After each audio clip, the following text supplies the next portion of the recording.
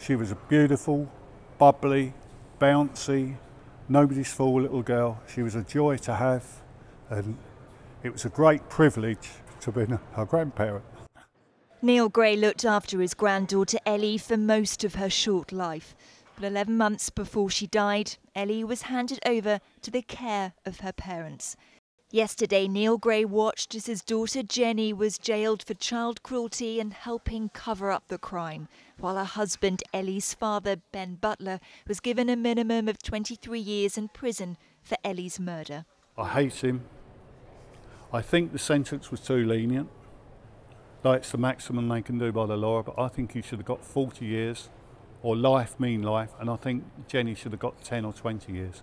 Because I think I hold her as complicit as I do him.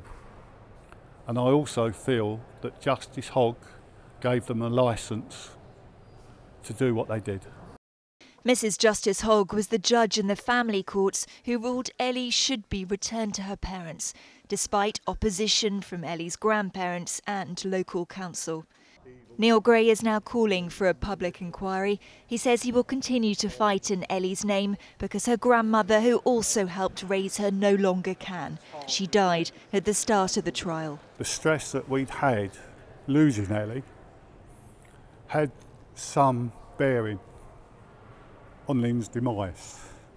I'm convinced she would be happy that they got the sentence they did, but I feel I owe it, excuse me, I owe it to her as well as Ellie.